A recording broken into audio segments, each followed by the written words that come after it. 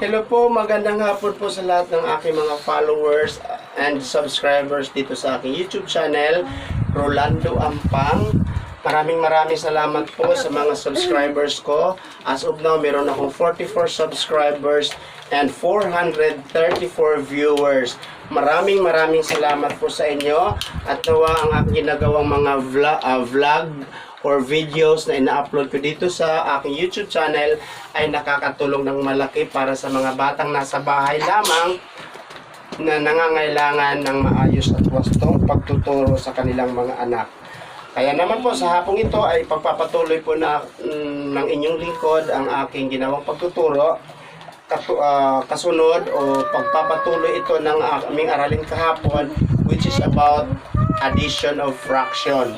So yesterday we are done with our lesson which is about addition of similar fraction. And as I promised that this afternoon I will be rendering a teaching which is about addition of dissimilar fraction. So subaybayan niyo po ang aking pagtuturo sa hapong ito with regards with addition of dissimilar fraction. Now, first thing to do is you need to understand what is dissimilar fraction. Now, when we say dissimilar fraction, these are fractions which have different denominator. Magkaiba ang kanilang tinatawag na denominator. Now, for the information of everybody who is watching right now, in fraction, when we are talking fraction, there are two numbers that we should have to consider. First is the numerator and the denominator. We call it numerator if it is a number that is found at the top of the equation. And the number that is found at the bottom is what we call the denominator. When we say numerator, this is the number of the given or the shaded parts of the given diagram. The denominator is what we call the number of equal parts. That is what we call the denominator.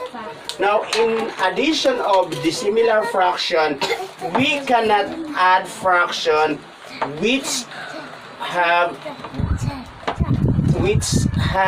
different denominator. What we need to do is we are going to rename the fraction. Now, let's say for example, we have the fraction. The example of fraction that we have is 1/2, 1/4, and 1/4 and 1/2. 1/2 and 1/4 are dissimilar fraction. Why dissimilar? Because they are not the same with the denominator. So this is the 1/2 and this is 1/4. So what are we going to do if this is the case? So we are going to rename. In renaming the fraction, first thing to do is you are going to look for the number that is divisible by both denominator of our addends, which is 4 and 2. What is the number divisible by our denominator 4 and 2? Now, looking at the numbers, we found out that the number that is divisible by 4 and 2, the number is 4. So if after you found out or after you look for a number that is divisible by both denominator of our addends, 1/4 and 1/2, you are going to divide it. So 4 divided by 4 is equal to, what is the answer? It's 1. Then after you divide, after you find out the quotient, you are going to multiply it by the numerator. 1 times 1, the answer is 1. So we have now the rename or the new name of a fraction of 1/4 still 1/4. Is that clear? Yes. Now, what about for 1/2? So to rename 1/2, we are going to divide 4 by 2s. 4 divided by 2, the answer is, what is the answer? 4 divided by 2, the answer is 2. Then, multiply it with the denominator. 2 divided by 2, that is 2. So, the new name of our fraction, which is 1/2, is 2/4 at this time. So, we have now a new name of our fraction, 1/4 and 2/4. That is the new name of our 1/4, which is 1/4 also, and 1/2, which is 2/4. Now, if you notice,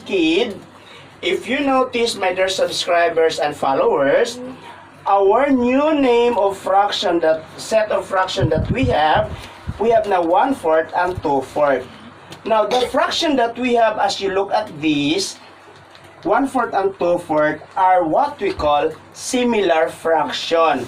Now, since they are now already a similar fraction, what are we going to do is proceed with addition. How?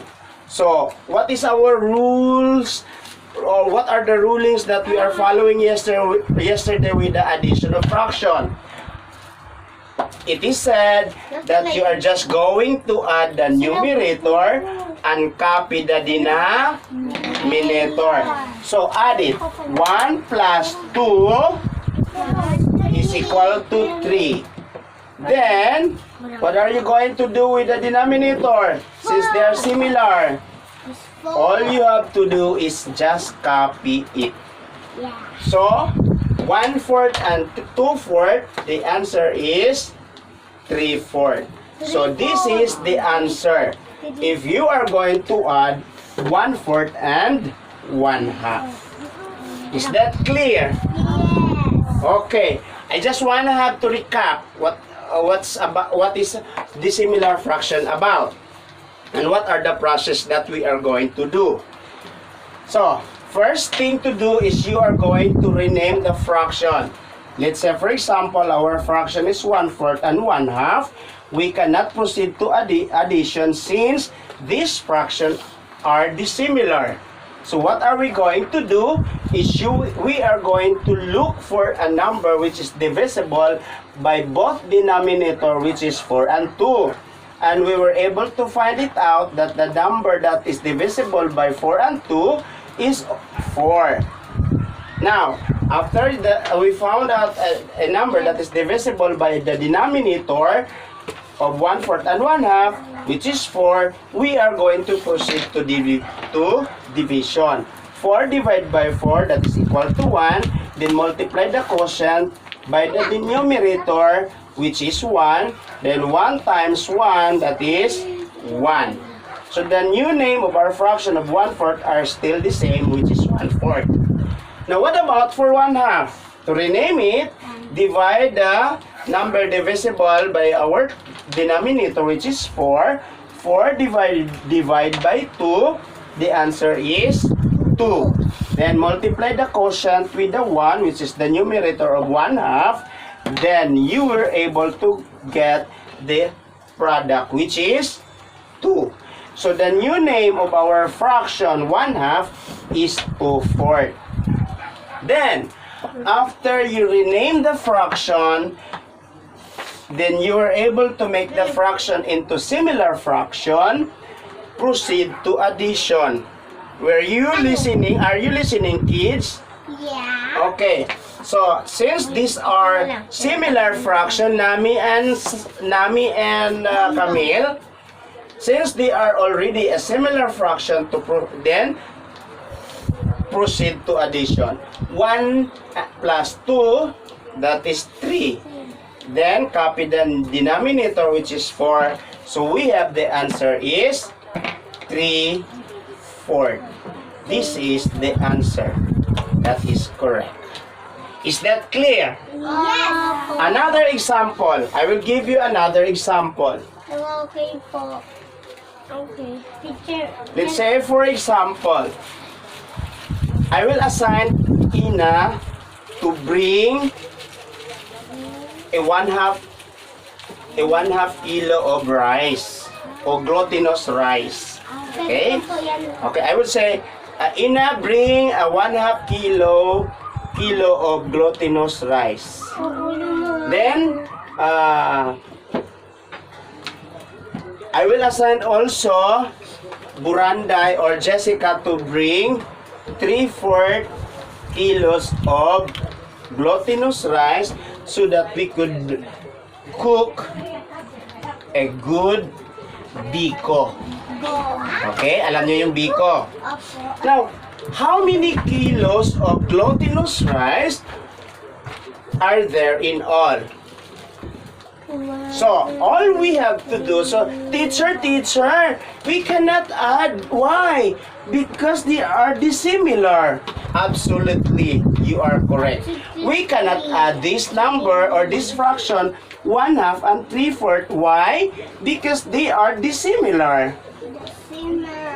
So what are we going to do, teacher? So what we are going to do is we are going to rename this fraction first. How?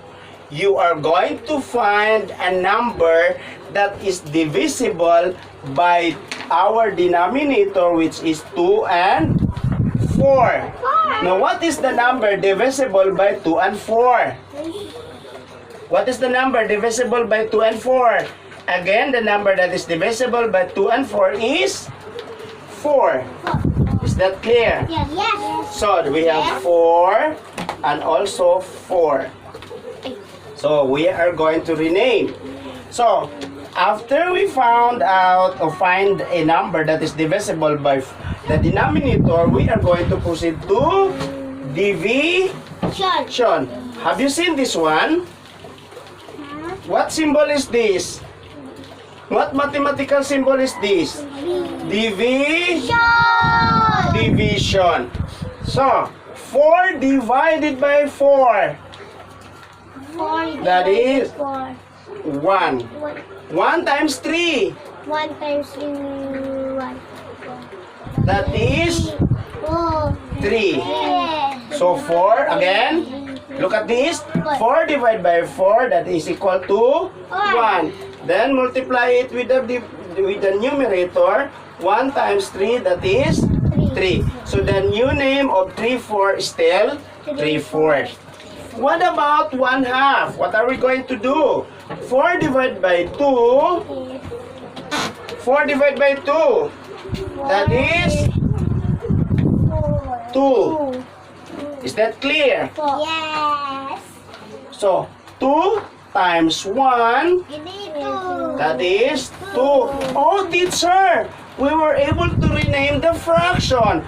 What is the rename of our fraction 1/2 and 3/4? So we have 2/4 and 3/4. Then what are we going to do with it, teacher?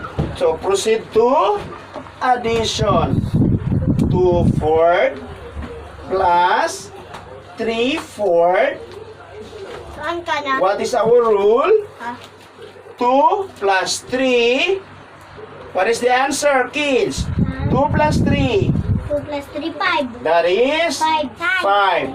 Then, copy the denominator, which is 4. 4. Okay, so this is our answer. The answer is in an improper fraction. But never mind, I will not talk about improper fraction at all. Your teacher in grade 3 or grade 4 will discuss about it. Since you are already you are still a grade 2, incoming grade 2, so I will not tackle anything about the improper fraction. Whatever the answer, we will have to stop from there. I will not tackle about the improper fraction.